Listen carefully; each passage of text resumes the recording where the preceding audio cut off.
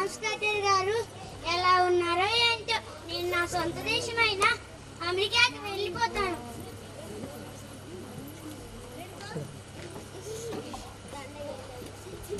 Parents ఎవరు లోపలికి వెళ్ళారు?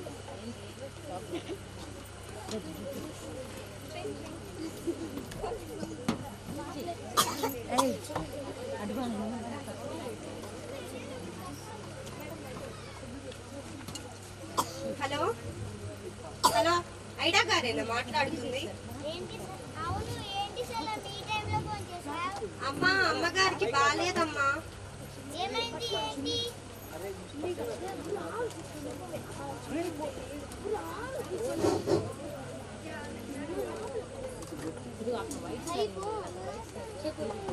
ఊపిరి పీల్చుకోవడానికి ఇబ్బంది పడుతున్నారమ్మా. ఏంటి? ఊపిరి పీల్చుకోవడానికి ఇబ్బంది పడుతున్నారమ్మా. సరే, ఇప్పుడే నేను బయలుదేరుతున్నాను ఇండియాకి. సరేనమ్మా. సలోమి, అమ్మ ఎక్కడుంది? రండమ్మా, తీసుకెళ్తా.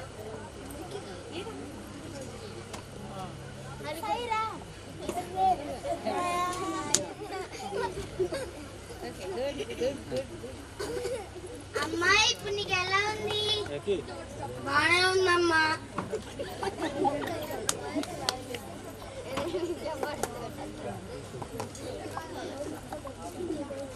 కాస్త బాగుందమ్మా. అయ్యో ప్రభువా, ఇప్పుడు అమ్మ కూడా కొంచెం బానే ఉంది. నా మనసు కూడా కుదుట పడింది.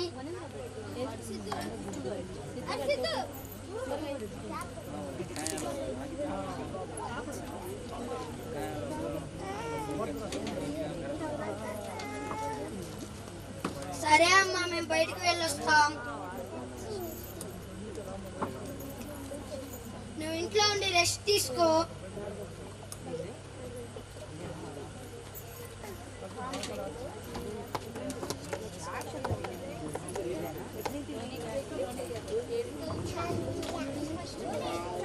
ఇప్పుడు ఇద్దరు ఒక వ్యక్తిని తీసుకొని వస్తారు, ప్రెగ్నెంట్ లేడీని తీసుకొస్తారు. చూడండి,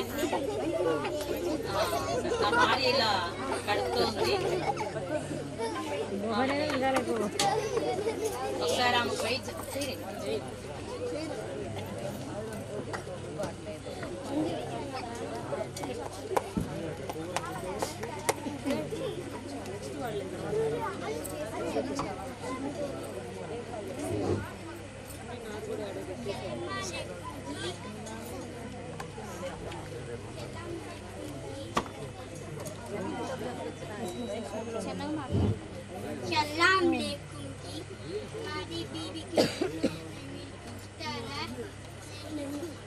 అయ్యో, నేను డాక్టర్ను కానండి.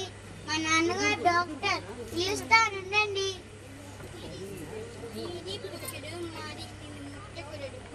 చూస్తే చూడండి, లేకపోతే తీసుకుపోతారు.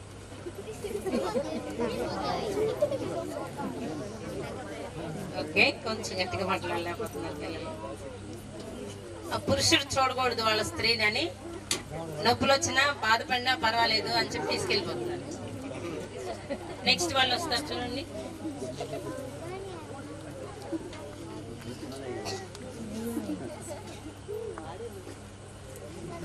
నమస్కారం డాక్టర్ గారు, నా భార్యకి కాన్పు సమయం దగ్గర పడింది, కాస్త చూస్తారు?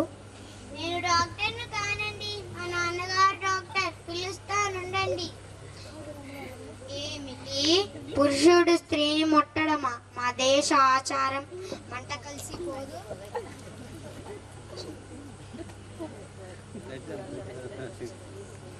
మీరు చూస్తే చూడండి, లేకపోతే తీసుకొని వెళ్ళిపోతాం.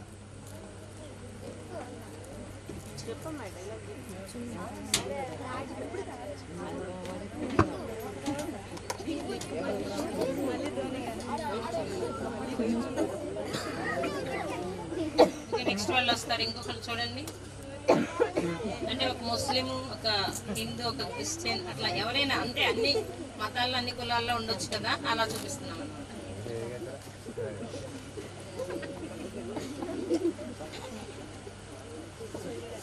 నమస్కారం డాక్టర్ గారు, మా భార్యకు నొప్పులు వచ్చాయి, కొంచెం చూస్తారా?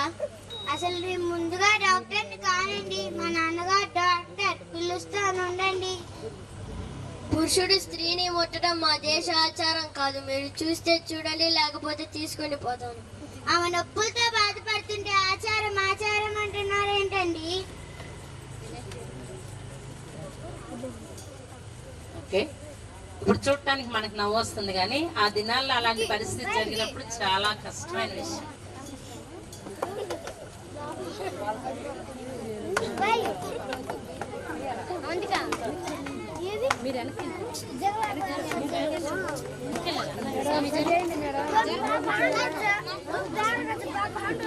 ఆ ముగ్గురు చూడండి చనిపోతారు. చెప్పండి అమ్మా. సలోమి, రాత్రి వచ్చిన ముగ్గురు వ్యక్తుల భార్యలు ఎలా ఉన్నారో చూసిరా? అవునమ్మా, వాళ్ళ గురించి మీకెందుకు అంత టెన్షన్ పడుతున్నారు? నేను టెన్షన్ పడితే నీకెందుకు, పడకపోతే నీకెందుకు? నువ్వు వెళ్ళి చూసిరా. చనిపోయిన వాళ్ళని తీసుకొని వస్తారు. ఇప్పుడు ఆ పరిస్థితి చూసినప్పుడు ఆ హృదయాలు ఎలాంటి మంట వస్తుందో చూడాలి. సలోమి, ఆగు ఇట్లారా. అవి చావడంలే కదా. మొదటిగా వచ్చిన హిందూ వ్యక్తి భార్య కదూ, ఆమె చనిపోయిందా? అయ్యో, ఎంత పని జరిగింది. వేసుకుంటా ఆ రోజుల్లో చనిపోయిన బాధ ఉన్నప్పటికీ వాళ్ళ ఆచారాల ప్రకారం తీసుకుని వెళ్తారు. నెక్స్ట్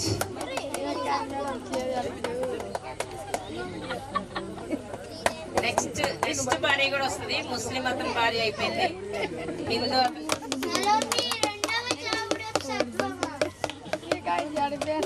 రెండో డబ్బులు కూడా వింటుందామె. చాలా హృదయం కదిలించబడుతుంది. అతను రెండోసారి వచ్చిన హైందవుడు భార్య కదూ, ఆమె చనిపోయిందా?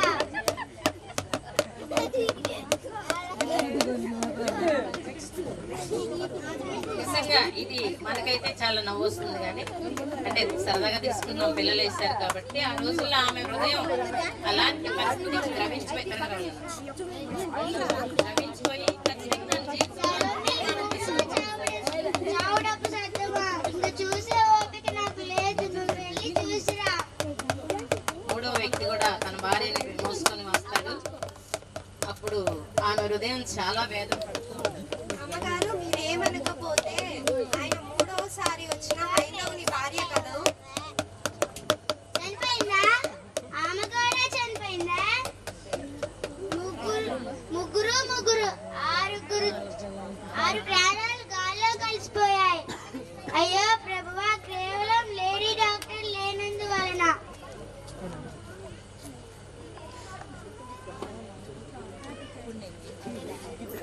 ఇప్పుడు నేనేం చేయాలి ప్రభువా? అలా కూర్చొని తన హృదయంలో చాలా వేదన ఉంటుంది. అంటే ఇప్పుడు మీరు చూడండి, ఒక క్రిస్టియన్ మిషనరీస్ గా వచ్చారు అంటే వాళ్ళు ఎక్కువ భాగం క్రిస్టియన్స్ ఈ దేశానికి సేవను తీసుకొచ్చింది. హాస్పిటల్స్ అయినా స్కూల్స్ అయినా ఏనా సరే ఒక క్రిస్టియన్ మాత్రమే ఇతరులకు సేవ చేయగలరు. వీళ్ళు కూడా కొంతమంది చేస్తారు, అది కొంత నామం మాత్రమే. కాబట్టి అలాంటి పరిస్థితిలో తను ఒక నిర్ణయాన్ని తీసుకుంటుంది.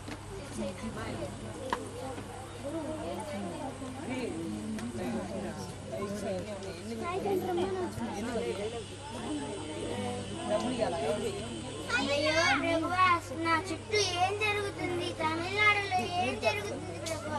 ఇప్పుడు నేనేం చేయాలి? నువ్వే నాకు తెలియజేయండి ప్రభువా. అయినా ఏంటి ప్రభువా?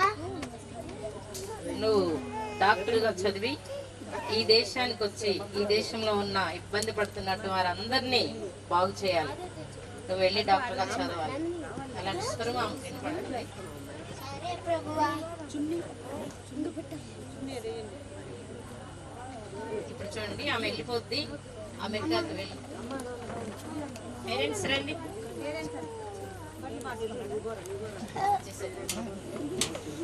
వాళ్ళ నాన్నగారు కూడా వీళ్ళ గారు కూడా జాన్ స్కట్టర్ గారని, ఆయన కూడా ఒక డాక్టర్ మిషనరీ.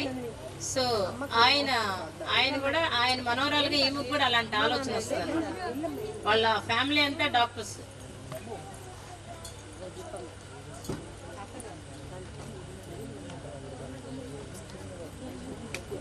అమ్మా, నేను అమెరికాకి వెళ్ళి డాక్టర్ చదివి వస్తాను.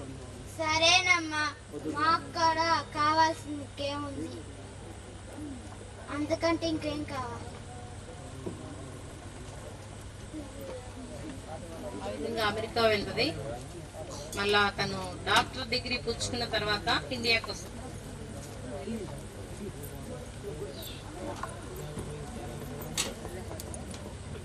డాక్టర్ గా వచ్చేస్తుంది చూడండి. ఒక చిన్న స్టెథోస్కోప్ కోసం ఎదురుగా ఎత్తాం కానీ దొరకలేదు. అది ఆమె డాక్టర్ గా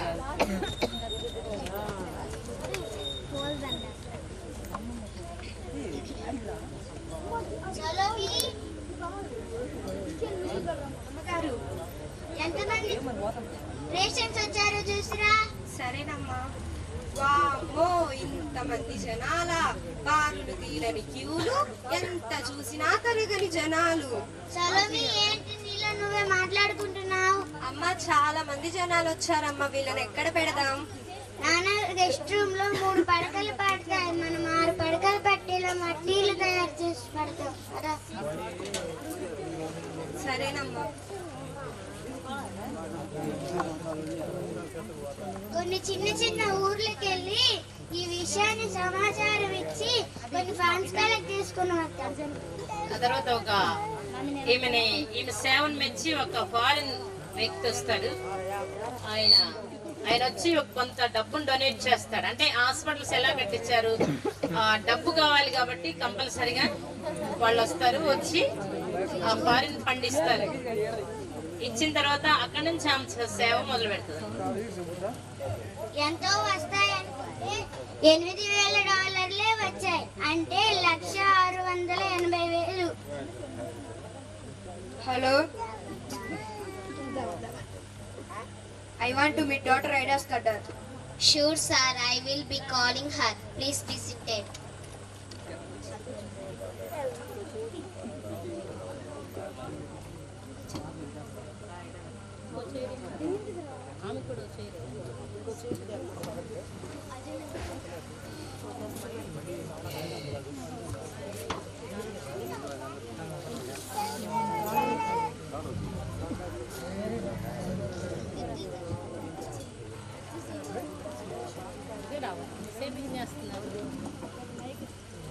త్వరగా రావాలి.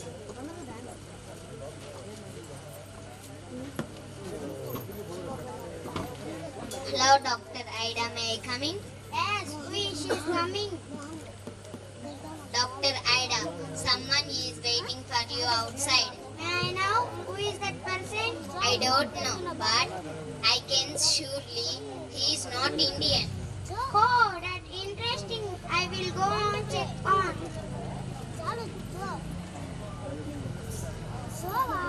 Good to see you, daughter Ida. Do you know me? Yes, very well. I overheard about our fashion for Indian women, and I am from New York. భారతీయుల స్త్రీల కొరకే నా ఆశ న్యూయార్క్ వరకు చేరిందా?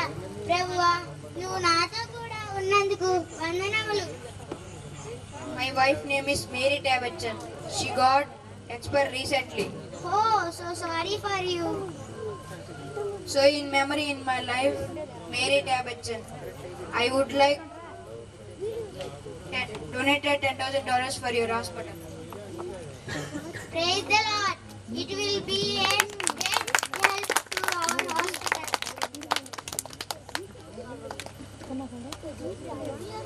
ఆయన భార్య చనిపోయినటువంటి జ్ఞాపకానికి ఆ హాస్పిటల్కి డొనేట్ చేస్తారు. మీరు నిజంగా ఈ విషయాన్ని చాలా సీరియస్ తీసుకోవాలి. ఒక మంచి పనిని చేయడానికి మనం మన డబ్బుని ఖర్చు పెట్టాలి. మన భార్య లేకపోతే ఇళ్లలో ఏదైనా చేసి జరిగినప్పుడు ఎక్కువ